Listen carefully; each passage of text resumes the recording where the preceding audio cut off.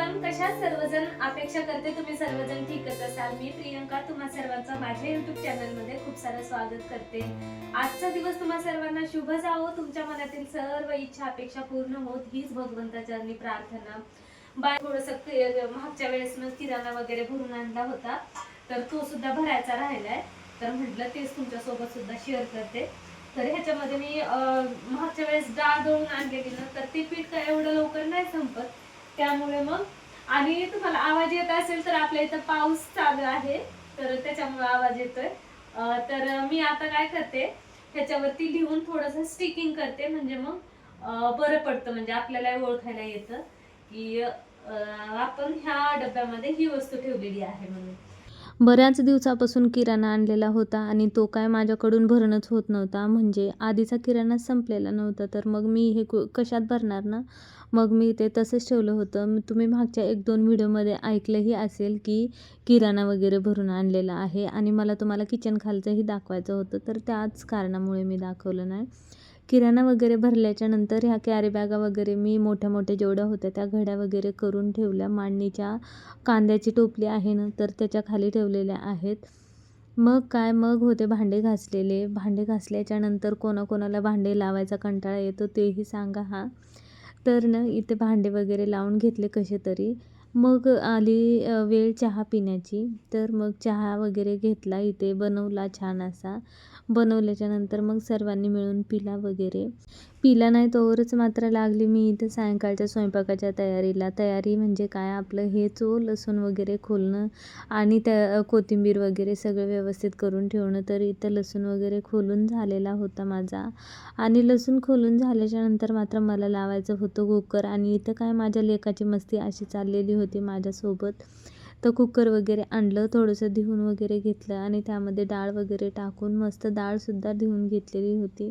आणि मग काय लगेचच कुकर लावलं आणि बाजूचा गॅससुद्धा पेटवला आणि बाजूला तवा ठेवला.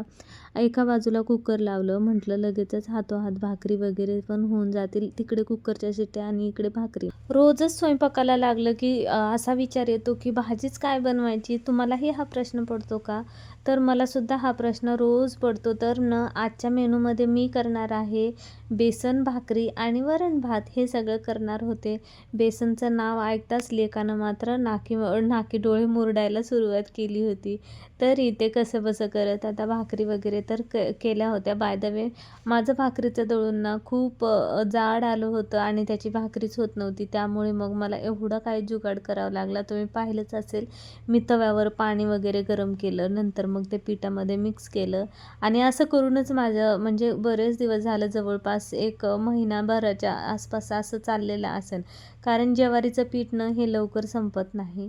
तर इकडे भाकरी वगैरे तर करून झाल्या होत्या माझ्या.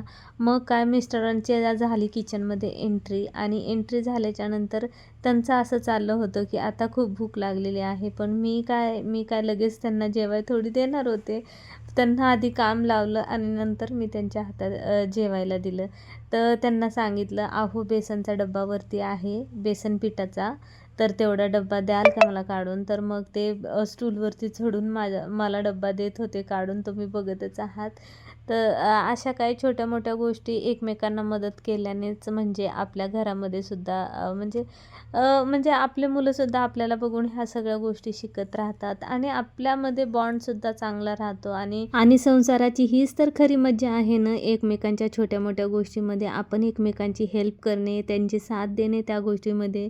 बाय द वे, तुम्हाला आज माझ्या किचनचा लूक किती छान दिसतोय. म्हणजे मला तरी खूप व्हिडिओमध्ये मी एडिट करत आहे तर तेव्हा मला खूपच छान वाटत आहे. तुम्हाला माझ्या किचनचा लूक कसा दिसतोय आणि किचन किती सुंदर दिसतोय ना. तर ह्या लाईटीमुळे म्हणजे थोडंसं वेगळंच फील होतंय. तर खरंच असे छोटे मोठे चेंजेस करणं मलाही आवडतं आणि तुम्हाला आवडतं का ते सुद्धा कमेंटद्वारे नक्कीच कळवा. तर फायनली बेसनला वगैरे फोडणी दिली आणि त्यानंतर मात्र म्हटलं चला आता डाळीला फोडणी देऊन घेते, म्हणजेच वरण करते. तर इथे फोडणी देताना तुम्हीसुद्धा असे होता का? मला तर कढीपत्ता टाकलं की ते अंगावरती उडण्याची फार भीती वाटत असते. त्यामुळे मग मी मात्र अशी काय करत असते. तर वरण वगैरे करून झालेलं होतं. मग इकडे लगेचच मी भात वगैरे टाकायला घेतला आणि जेवण वगैरे झाल्याच्या नंतर मात्र मुखवास संपलेला होता आमचा. तर मग मी तीच तयारी करत होते. तर तुम्ही कसा बनवता ते मला कमेंटद्वारे सांगा. तर आता मी इथे थोडक्यात सांगते. जवस, बडीशोप, तिळं, ओवा हे सगळ्यांचं मिश्रण भाजून मी केलेलं आहे. त्यात थोडंसं मीठ टाकलेलं आहे. तर ना मंडळी, रुटीनचा व्लॉग शूट करायचा म्हटलं ना की खूप वेळ जातो आणि एडिटिंगला सुद्धा खूप वेळ जातो. तर असं काय होतं माझं आजचं इव्हिनिंगचं रुटीन.